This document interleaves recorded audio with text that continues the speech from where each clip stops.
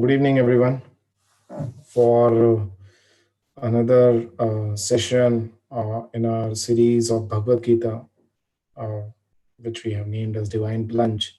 So, today we'll be covering the fourth session, and which means the fourth chapter of Bhagavad Gita in gist. Of course, it's a very enormous scripture, though it is 700 verses, but we can take a life on one chapter to understand the depth of each and every chapter, each and every verse of Bhagavad Gita. Nonetheless, the intention of this whole series of 18 chapters is that we at least try to grasp the essence of Bhagavad Gita, and all of us need to individually again go back and read and digest the knowledge which is being given in Bhagavad Gita. But at least the intention or the service we are trying to do over here is a to invoke the interest in the message of Bhagavad Gita. B is to make sure that the essence is given, so that when we go back and read, we can keep that essence in mind, and we can quickly sort of swift through and get greater details of whatever aspects we are covering over here. Okay. So, a very warm welcome to all of you, and hope all of you are staying safe, staying healthy. Today, we'll introduce one more thing, that is prayer. So, we'll start with prayer. Actually, any spiritual, anything we want to start in life, we should start with prayers, because prayers invokes blessings, prayers give power, prayers make us humble, and humility attracts um, grace. So we'll start. This is a very though this is not a scholastic exercise to understand Bhagavad Gita. It is an exercise of attracting the grace of Lord, and by His grace we can understand a bit. That's the intention. So we'll start with prayer of saying by Om Ajnanatimirandhasya Jnananjana Shalakaya Chakshurunmilitam Yena Tasmai Shri Gurave Namaha.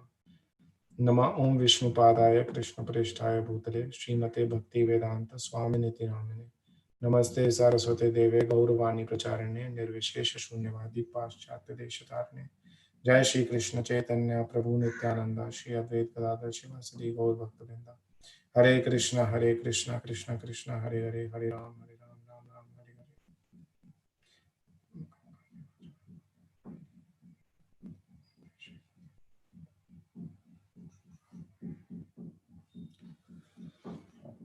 Yes. So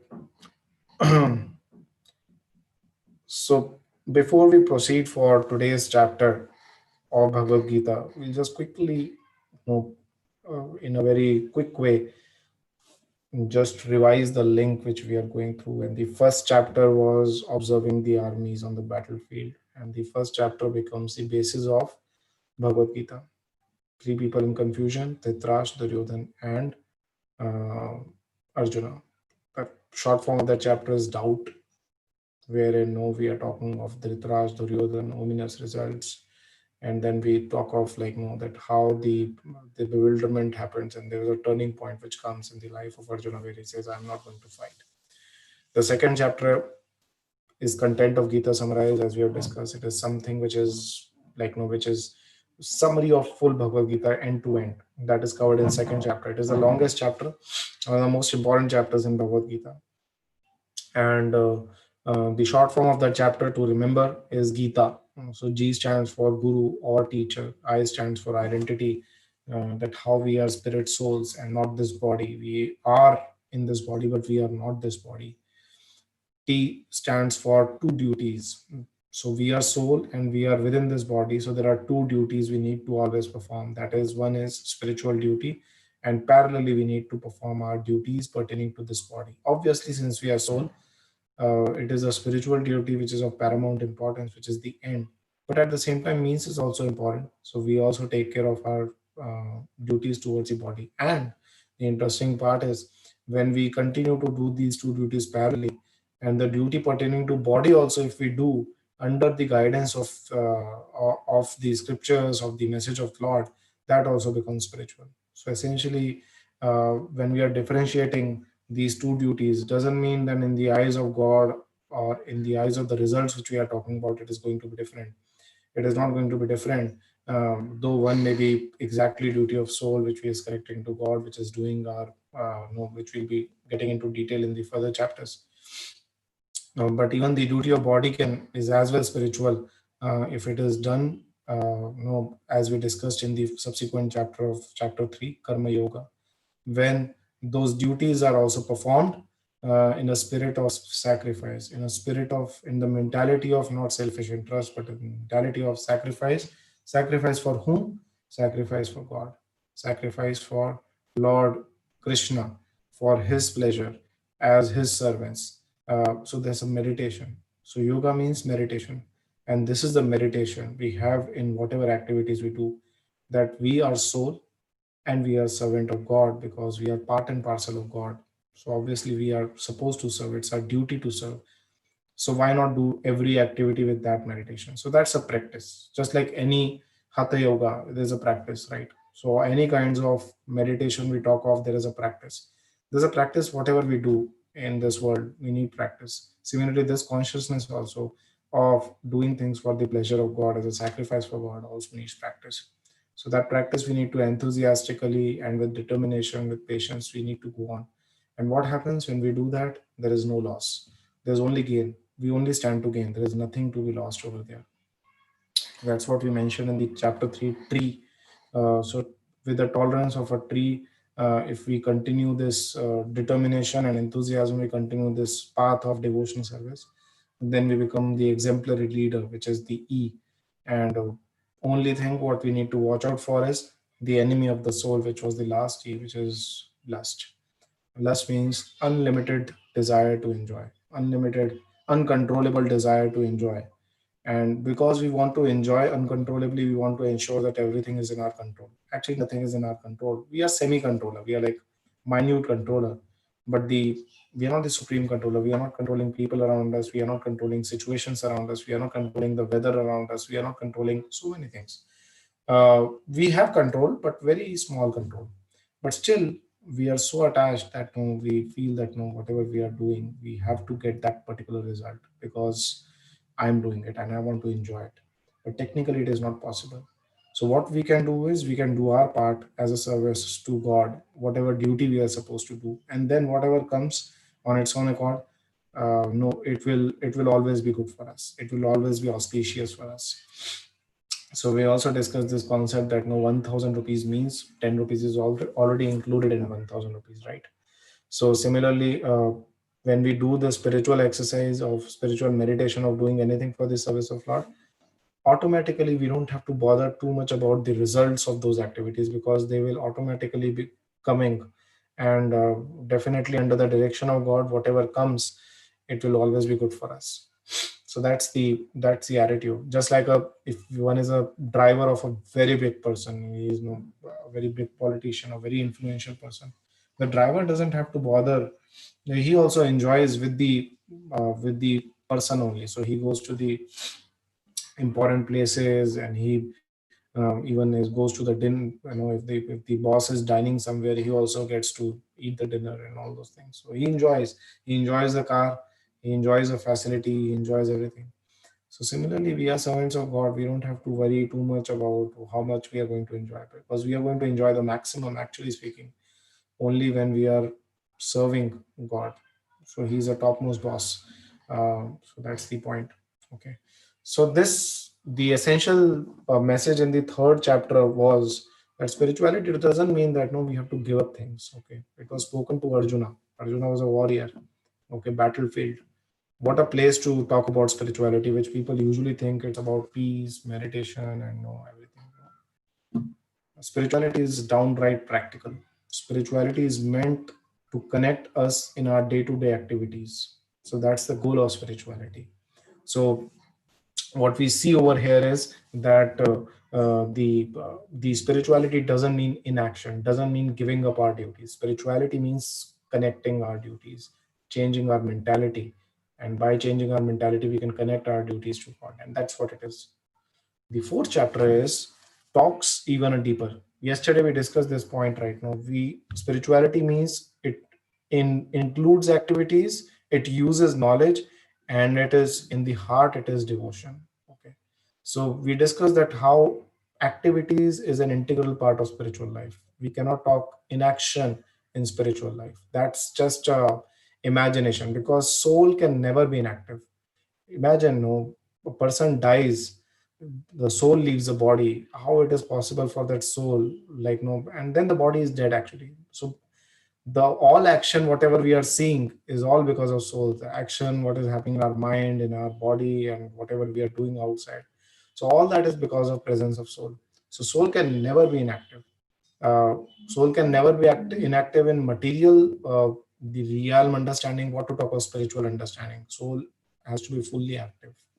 So but then activity has to be directed. Okay, therefore direction to an activity is achieved by knowledge. That's what knowledge is supposed to be. Knowledge is not isolated from action, knowledge guides action. So the fourth chapter is transcendental knowledge. I'll quickly share my screen.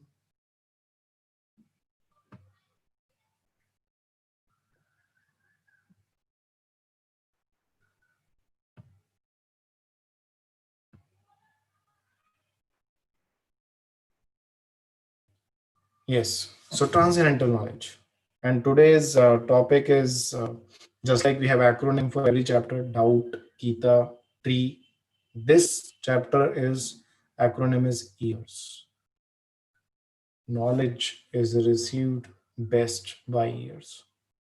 We wake up in morning by hearing alarm, not by seeing, by hearing. Ear is the most powerful of our senses. Ear is responsible for us to come from darkness to light. Tamsoma Jyotirgame. So it is, so in Vedic system or in the ancient system of receiving knowledge, ears was given a lot of emphasis. So people used to hear and remember. And uh, any knowledge which has to be given, there was a concept of a strong focus on hearing from the right source. What to talk about God? Even God, we can't understand unless we hear about God from the authorized source, and we are hearing from God Himself. But hearing is important. Let's say all of us took birth, and how did we get to know who is our Father? Did we actually see? Did we actually did research? Did we do did some sort of analysis and all those things? No, we can do that. We can continue doing DNA testing and everything.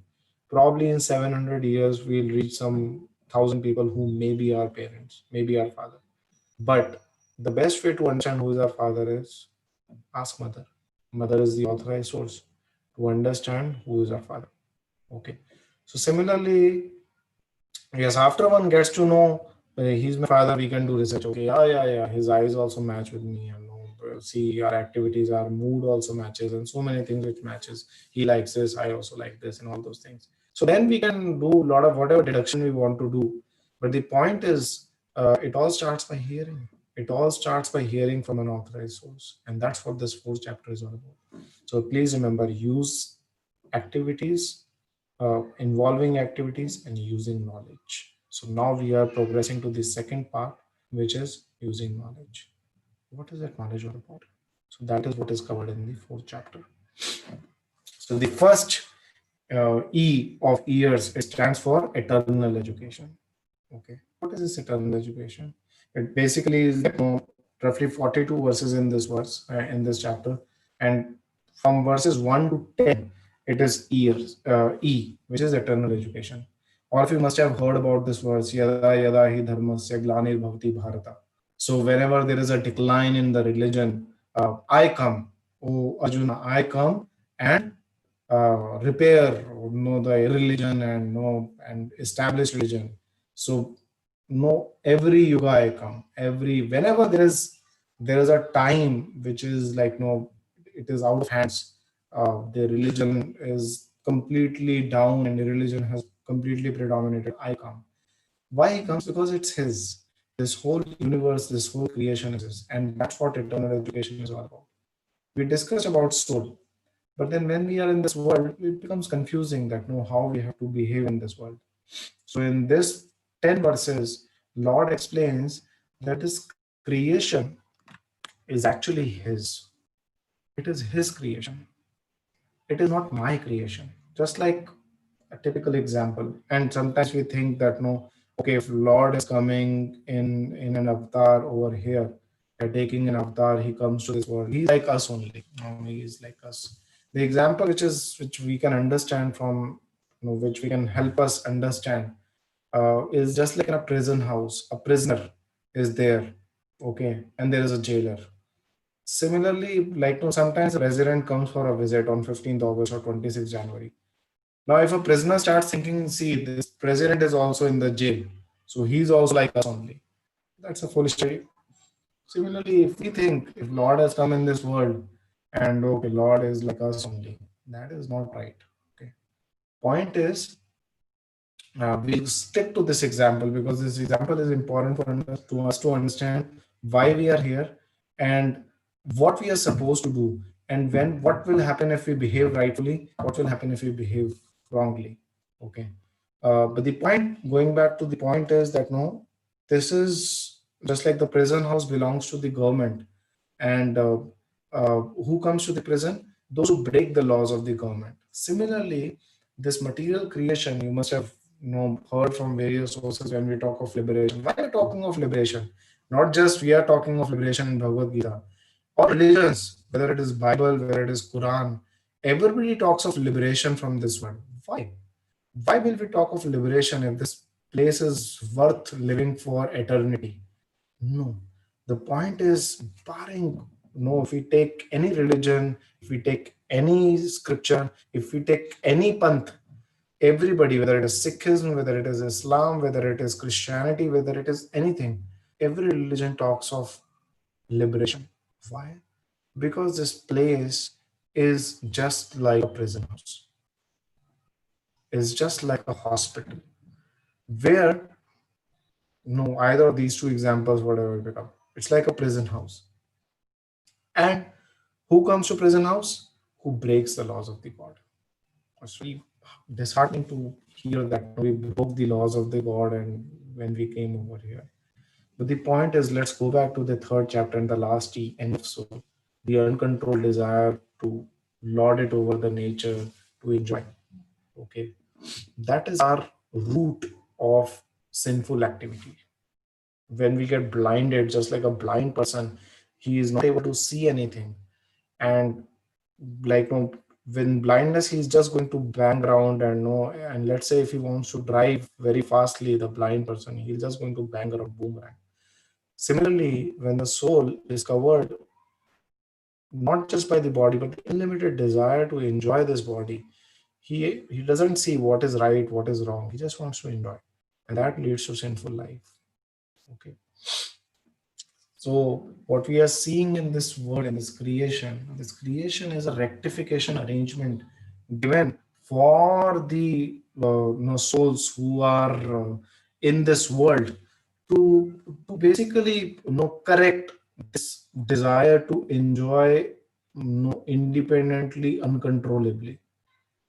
The point is we learn to use this creation in the service of Lord, and that's the right behavior.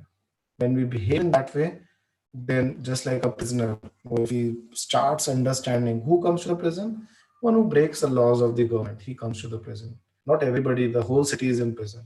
Similarly, there is like we come to this world, but the whole point of coming to this world is to get rectified of this mentality to enjoy uncontrollably. See, there's a vivid example going around us. We talk about it that know how we have exploited nature, and there is a reaction coming back to us. So it's not that though we may claim that we are free. In the heart of our hearts, if we closely analyze, we realize that we are not free. A prisoner can never be free. Rather, a prisoner thinks that he's freer. No, the prisoner mentality is such that no, he thinks I'm free to break any law. But actually, because of that, that wrong conception of freedom, he ends up breaking laws and loses even the minute freedom he has. Look at us. Okay, look at the situation around us. Look at the whole globe around us. There is so much constraint we are living with. Okay, so when, just like a person who breaks the laws of the government goes to the prison, similarly, when a person breaks the laws of God, he is in this material world. And that's why that whole migration of one body to another, it continues. And it's not that Lord wants us to be here. That's why he's coming and saying Bhagavad Gita. But he does not want to interfere in our freedom. He doesn't want to interfere in our independence, minute independence. Rather, he wants us to learn through this whole, he has designed this whole creation in such a way, the law of karma which we hear is designed in such a way that eventually a living being will come to this understanding that there is some problem in this whole idea of enjoying like anything. There is some problem at all. So then when person comes to that frustrated level and one tries to seek everlasting enjoyment, then that is where no a person will may approach God and not try to accept this whole understanding that yes, that was a missing link in my life. And if you go back to our example, just like a prisoner, some prisoner may come to this understanding, yeah, there was some what life I am living after all. So there's so much freedom outside. So when a prisoner gives up that mischievous mentality and tries to rectify, follows the law of that prison house very nicely, contributes, and really showcases from his behavior that he has adopted this mentality of following the laws of government, his punishment is reduced and he's been given freedom because the government is confident that no, this person is going to behave properly. Similarly, that's what liberation is all about. Liberation is actually when we, in this human form of life, understand that ultimately we have to rectify our consciousness, which is to unlimitedly enjoy, to mentality to unlimitedly enjoy, to mentality to obey and serve God. And not out of irritation, frustration, just like any other boss. This is a new boss, I have to follow him, otherwise I'm gone. No, what boss he is. He is ready to become the chariot driver of Arjun. He is ready to become servant of his devotee. So what boss we are talking about? This boss has no ego. This boss only wants our happiness. Just like a father may want for a child that just give up your unnecessary no the unnecessary stubbornness of being independent. You just I'll take care of you nicely. So if the child takes care, child follows the father, it's not that out of compulsion father is doing, it's only out of love. And only when child realizes that gratitude and that that love which the father is having, out of gratitude he follows that path. So Bhagavad Gita, the result of Bhagavad Gita is not that no we understand that how many no mouth Krishna was showing in Vishwaroop.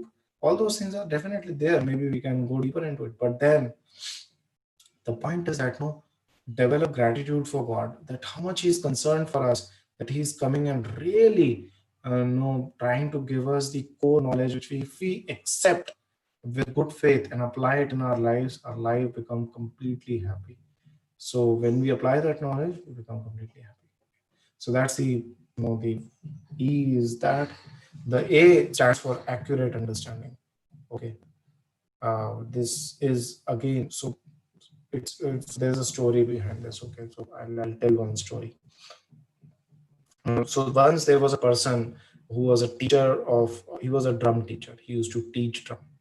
And what happened, he was a very famous drum teacher, and he got two boys came to him. And like the parents also came, and the first boy came.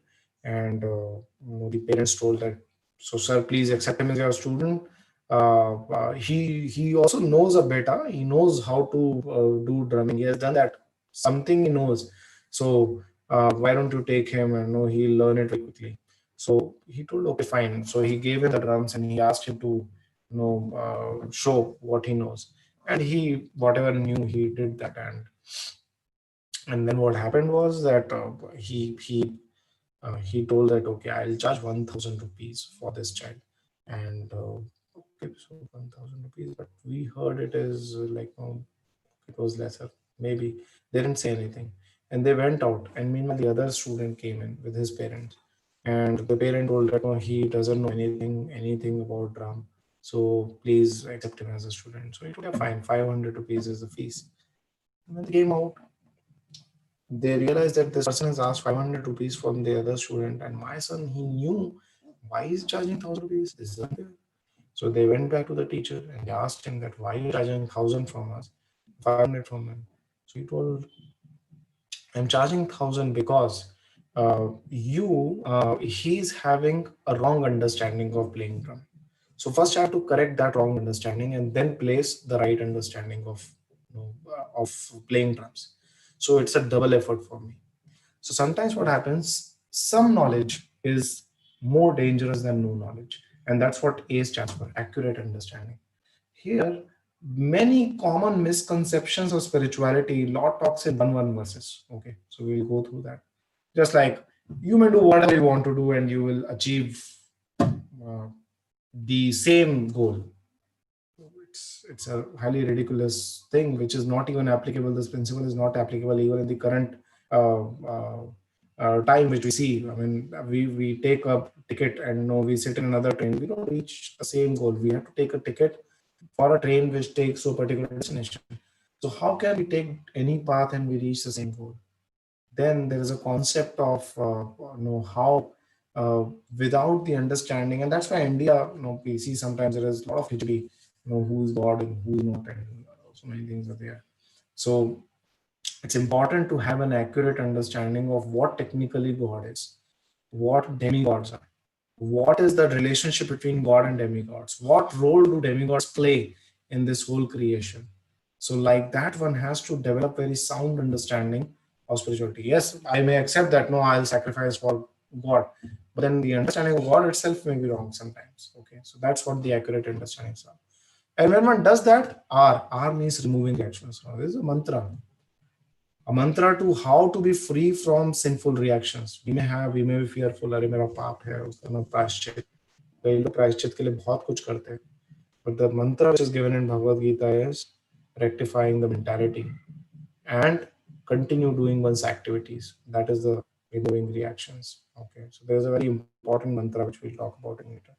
And the last S is sacrifice. Okay. So verses 1 to 10 is eternal education, verses 10 to 11 to 15 is accurate understanding, then removing actions and sacrifice. So we'll quickly move through. And uh,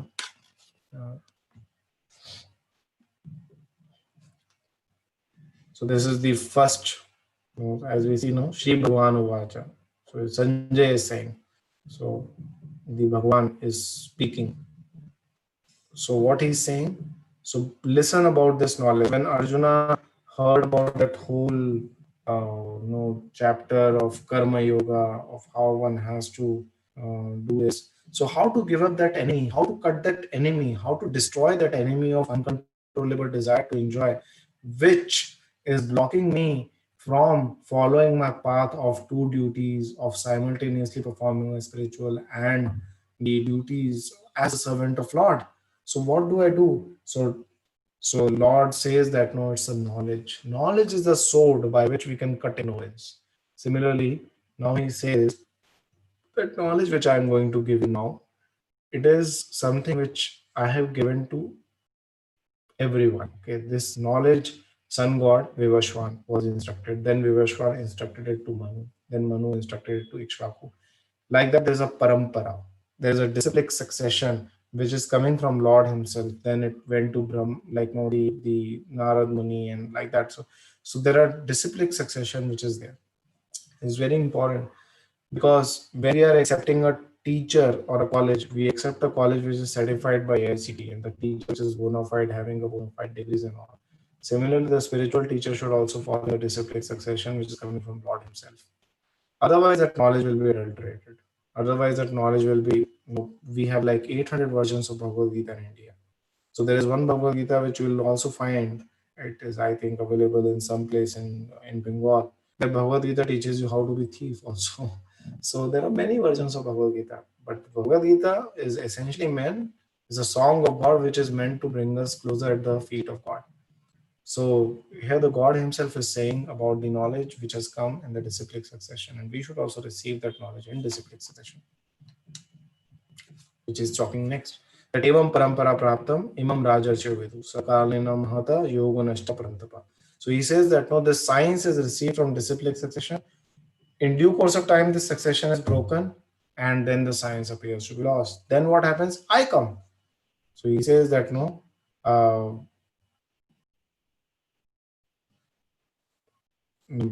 so this essentially says that no, uh, that this knowledge what I'm telling you is not a new knowledge. It has been there since eternity. Okay. But then Arjuna gets confused that no, how come you have told it to Vivashvan? Arjuna vacha aparam bhatto janma aparam janma vivasvata. Katham etad vijaniyam tvam adau prokamaniti.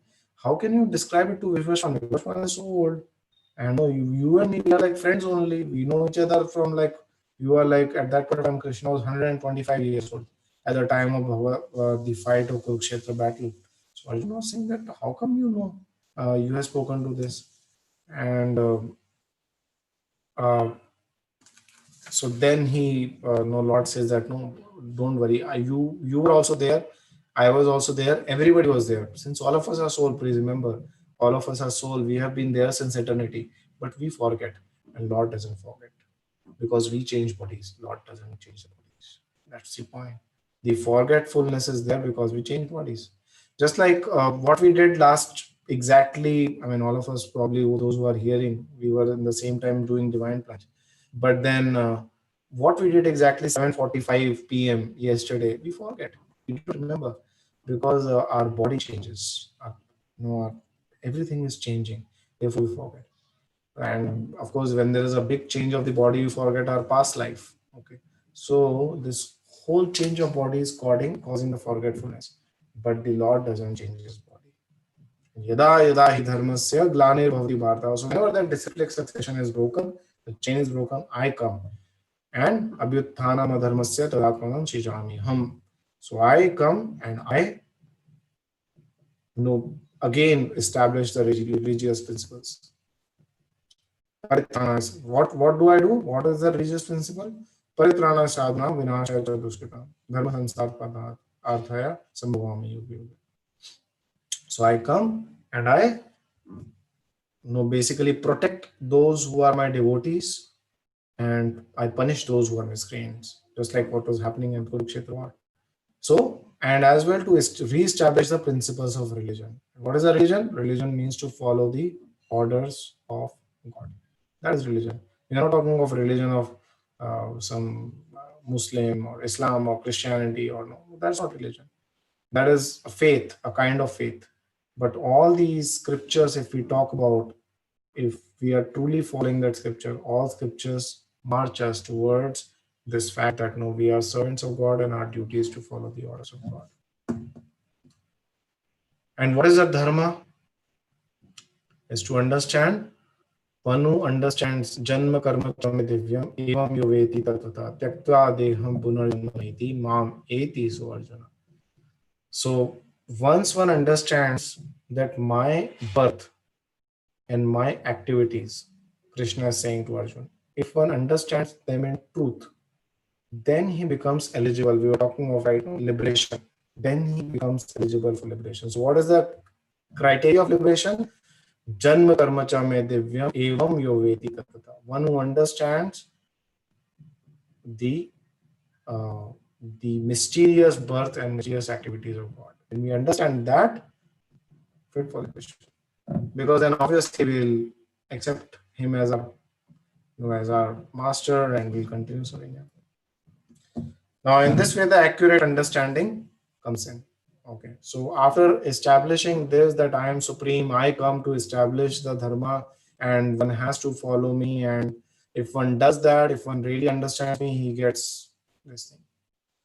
Then he tells this very interesting point from verses 11 to 15 is that no, everybody is actually worshipping me, Krishna says, but by different expansions of forms. Okay. And based on their desire, I reciprocate through various no agencies which that person is attracted to. Okay, so basis their surrender, I reward accordingly. I'm very impartial, Lord says. So everyone is actually following my path only. There is nothing which is beyond me. Everything is within me. That's what Lord Krishna says. So even this Vastu Shastra or astrology or Artha Shastra or any the knowledge, when we say knowledge means Veda. Veda means knowledge. So whatever knowledge means what works. So anything what is working, the root of that is found in Vedas, and Vedas is coming from Lord only. So ultimately, everybody is following Lord Krishna only. So the verse which comes in 18th chapter where Lord says that no Vedas sarve aham eva Vedas. That I am the Shiromani of Vedas. I am supposed to be known by through all the Vedas. So this is the caste system which we keep talking about. The caste system is actually ancient Vedic, but what the revelation which Lord Krishna gives us is that caste system is not actually basis birth. What he says is caste system is based on guna and karma. Chatur varnam maya system. I am only created those varnas, but it is basis not birth. It is basis guna karma vibhakasha. Tasya apima vidhi akatam avyayam.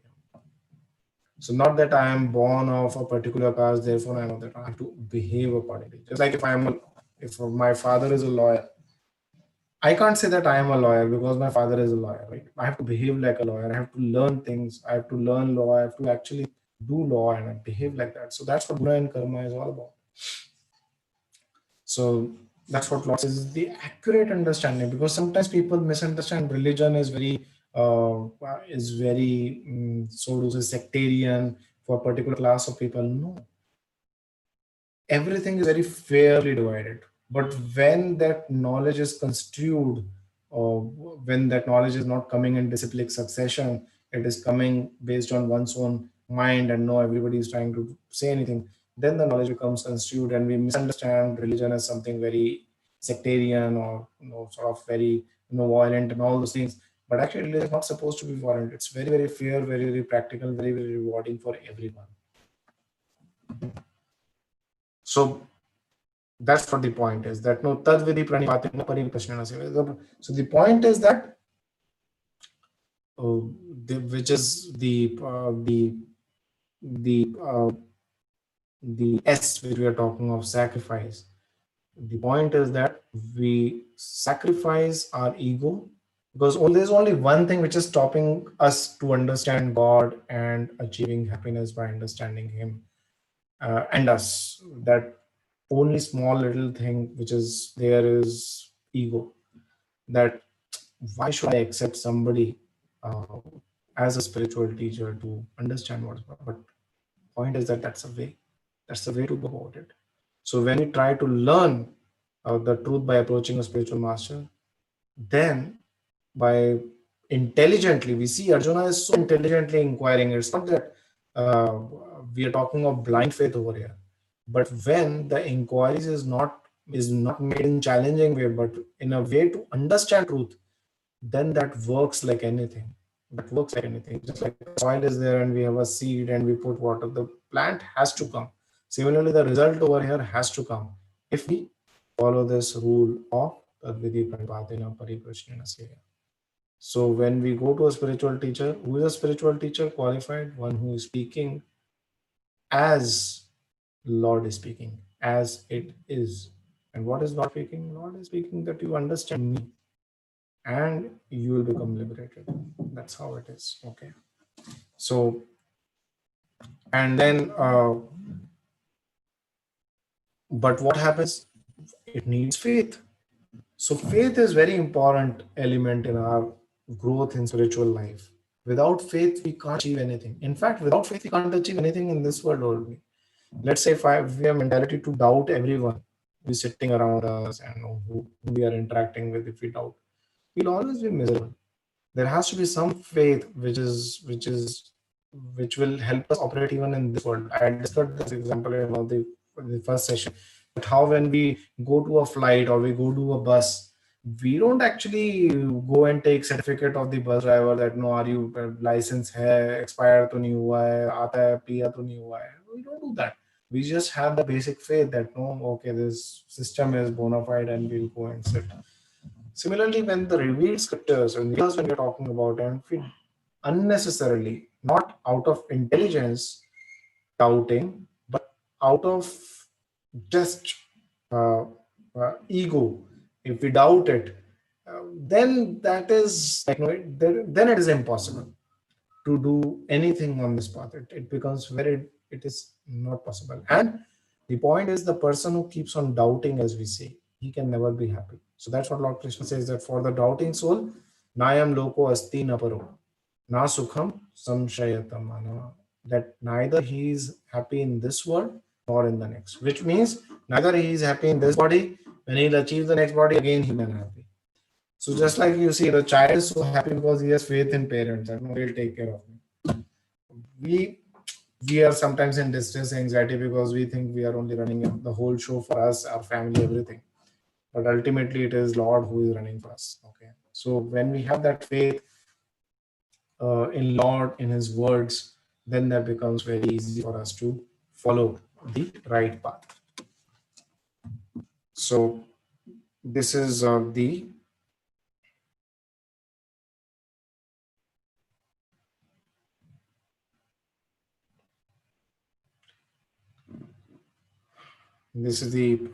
essentially the message of the fourth chapter of Bhagavad Gita.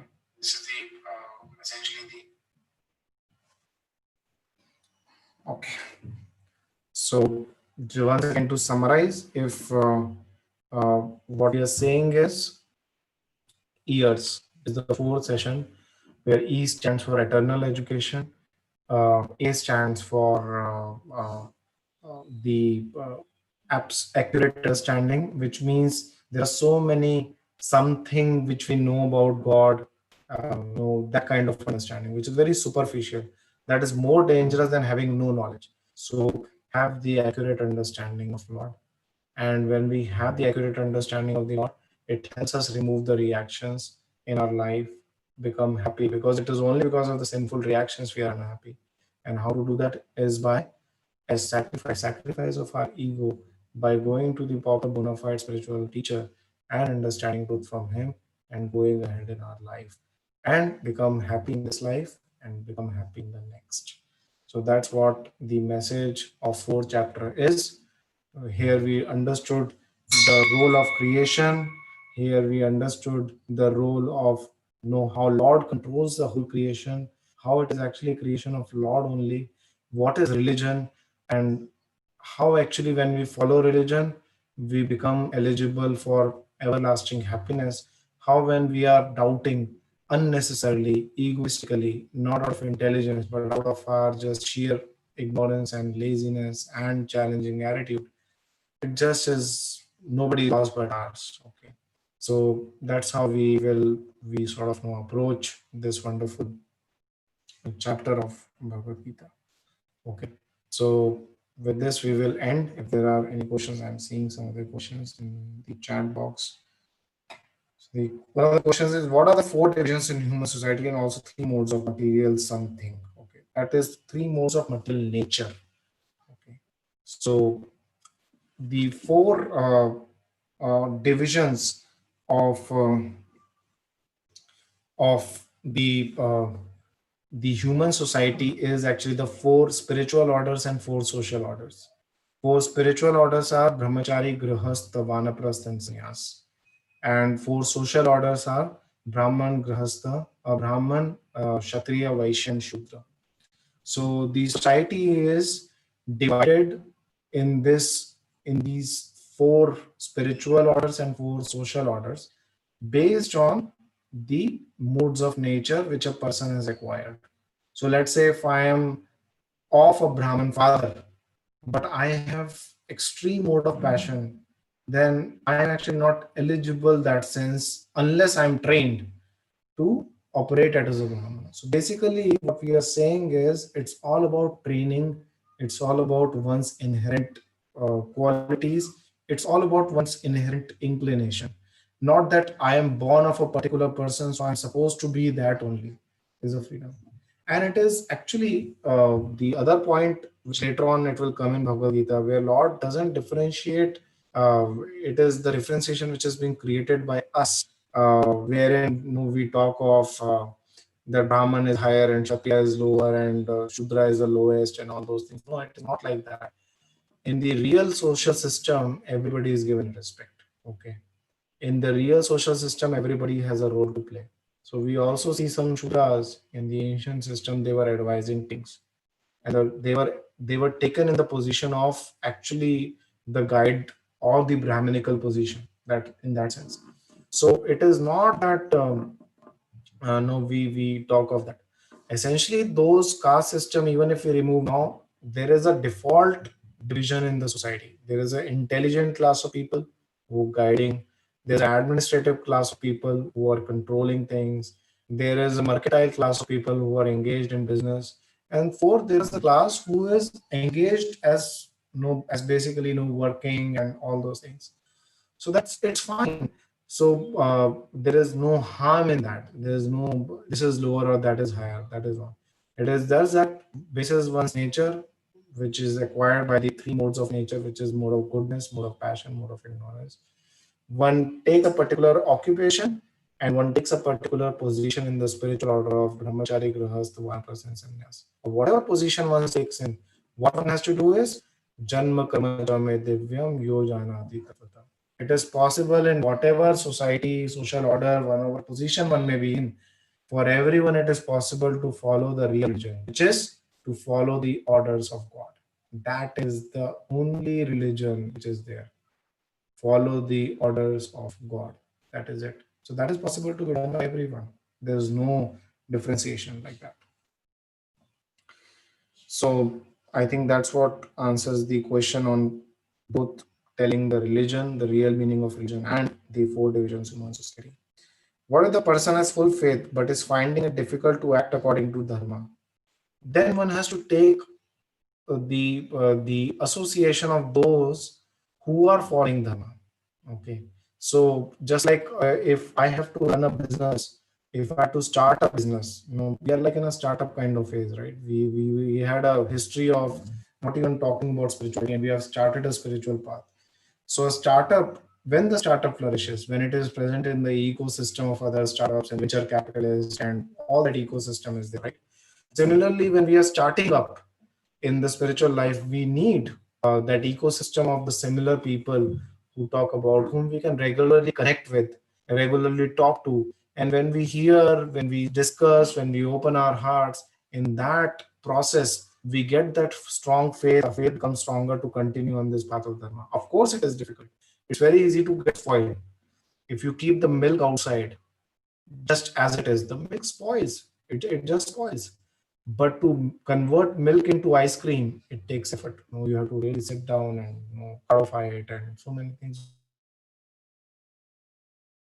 So similarly, it is very difficult to go upstream, go on the path of improvement. It is the law of nature, whatever improvement we are talking about. But the point is in the association of people who are trying to follow that path, it becomes easy. That's why it says uh, one has to take guidance of spiritual teacher, and that's how we progress in this path. So I think we'll stop here, and thank you all so much for attending today's session. Please continue sharing this with, thinking about it, digesting it. You can also join our group. A WhatsApp group is there. We also have a Facebook page, and please share this knowledge with others, your family, friends, so that we can actually distribute this priceless knowledge, uh, and spread the real peace and happiness across the world. Thank you all so much.